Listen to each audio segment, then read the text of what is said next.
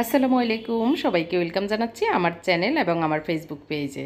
আশা করি আপনারা ভালো আছেন। আমি একটু শর্ট আজকে এই ভিডিওটি দিচ্ছি, আমার সংগ্রহে ছিল। ভাবলাম যে আমার এই ভিডিও যারা দেখছেন হয়তো কারো না কারো উপকারে আসতে পারে। এমটি এই কিচেন ট্যুরটা এক্সট্রা করে দেওয়া হয়নি, তো ভাবলাম এই ভিডিওটা যেহেতু আছে আমি ডিলিট না করে আপনাদের উদ্দেশ্যে আবারও একটু আপলোড দিয়ে দিই। তো এইটা খালি অবস্থায় যেভাবে ছিল আমি ভালোভাবেই মনে হয় বলতে পেরেছি। যেভাবে ছিল সেটা একটু আপনাদের সাথে শেয়ার করছি। আশা করি আপনাদের ভালো লাগবে। ভালো লাগলে অবশ্যই লাইকটি দিয়ে দিবেন এবং যদি বেশি ভালো লাগে শেয়ার দিবেন। আর যারা সাবস্ক্রাইব করেননি সাবস্ক্রাইব করার অনুরোধ জানাচ্ছি এবং বেল বাটনটিও চাপ দিতে ভুলবেন না। তো শুরু করা যাক আজকের এই ভিডিওটি। এটা হচ্ছে আমার স্বপ্নের কিচেন। এখন আমি কিচেনের দিকে যাচ্ছি। কিচেনটা দূর থেকে এরকম।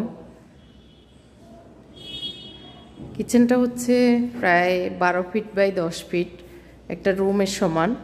তো কিচেনের এই সাইডটা যদি আমি দেখাই, এখানে এইভাবে আমরা প্যানেল করে এটা একটা কিচেন যে সেটা একটা ক্রিয়েট করেছি।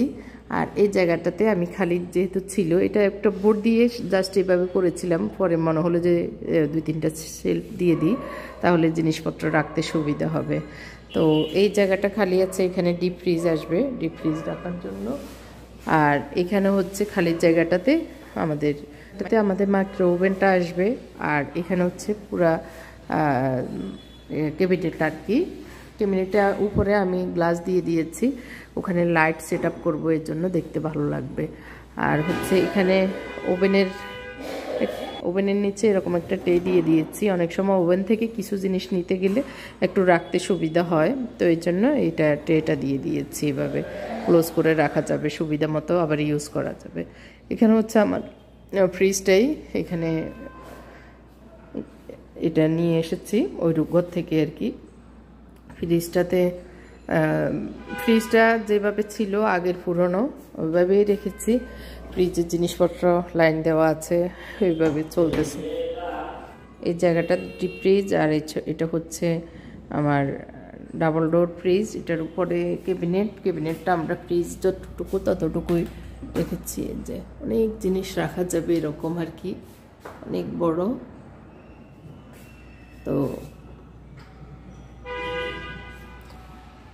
এটার পাশে হচ্ছে উপরে একটা বক্স আমি করেছিলাম, সেটা আবার এইখানের গ্রিল খোলার জন্য আমি আবার খুলে রেখেছি। এই যে এইখানে, তো এই বক্সটা আবার এখানে আসবে, তো এটা সেট আপ করা লাগবে। আর তো এইখানে হচ্ছে এটা আরেকটা ক্যাবিনেট, ওয়াশিং মেশিনের উপরে এটা একটা ক্যাবিনেট হয়ে এটা ফিল আপ হয়ে যাবে। আর এখানে আমি কাপড় শুকানোর জন্য এইখানে কি দিয়েছি, একটা ট্রেটা এখানে আসলে এখানে ঝুলবে হলো এই যে রড, যাতে কাপড়গুলি এখানে দিয়ে শুকাতে পারবো। ছোট ছোট অনেকগুলো থাকে না, মোজা, রুমাল, বিভিন্ন জিনিস যেটা এখানেই শুকাতে ইচ্ছে করবে সেই জন্য। আর এখানে হচ্ছে জানালাটা আমি গ্রিলটা বাইরে দিয়েছি যাতে করে একটু স্পেস পাওয়া যায় এখানে।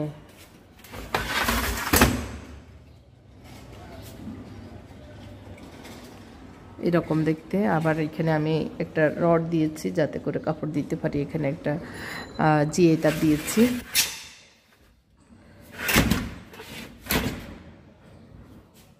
তো এখান থেকে হচ্ছে আমার ডিশ ওয়াশারটা, এই জায়গাটাতে আমি একটা আমার পুরনো এখানে মশলাপাতি দিয়ে রাখতাম, সেটার এখানে দিয়েছি। আর এখানে প্লেট বাটি রাখার জন্য এই সেলফটা নতুন বানিয়েছি, এটা দিয়েছি। বিস্তারিত আসলে পরের ভিডিওতে দেখতে পারবেন। এখানে একটা জানালা আছে, আর এখানে লাইট দিয়েছি। এটা একটা মানে লুকানো বক্স আর কি, এটা দরজাটা খুললে এপাশে ওপাশে জিনিস রাখা যাবে। আর এখানে হচ্ছে সিংটা গোল্ডেন কালার। এটার সাথে সিঙ্কের সাথে এই ঝুড়িটা ছিল, এটা এদিক সেদিক করা যায়। তো আর এখানে পানি, আমাদের খাওয়ার পানির লাইনটা। তো বেসিংয়ের নিচে হচ্ছে, সিঙ্কের নিচে হচ্ছে ফিল্টার, পানির ফিল্টার। এটা আমার পুরনো, তো এটা একটু পরিষ্কার করতে হবে।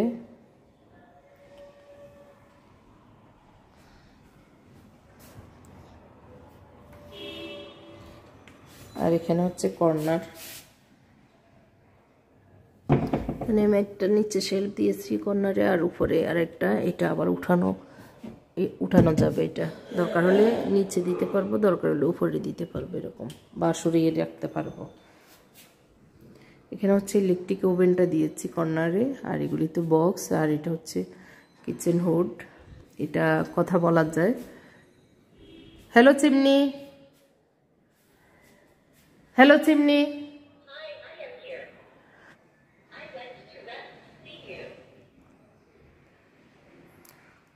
তো এটা সেন্সর সিস্টেম, এটা আবার হাতে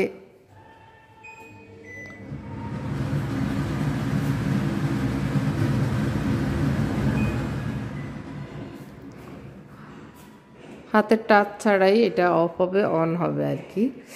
আর এটা হচ্ছে সাইডে বক্স, এখানে শোপিস টোপিস রাখতে পারবো বা প্রয়োজনীয় জিনিস রাখতে পারবো।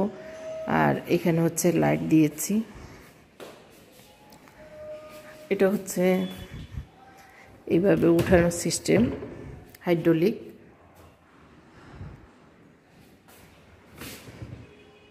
এটাকে এভাবে চাপ দিয়ে লাগাতে হয়, এটাও সেম।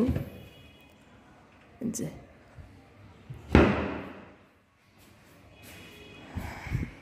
আর এখানে হচ্ছে ড্রয়ার। তো এটা তো এমটি অবস্থায় দেখিয়ে দিয়েছি, আবার যেভাবে আমি সাজিয়ে নিচ্ছি সেটার আলাদা একটা ট্যুর ভিডিও আছে, আপনারা চাইলে দেখে নিতে পারেন যারা দেখেননি। আর কেমন লেগেছে এই অবস্থায়, ভালো লাগলে অবশ্যই কমেন্ট করে জানাবেন। আল্লাহ হাফেজ।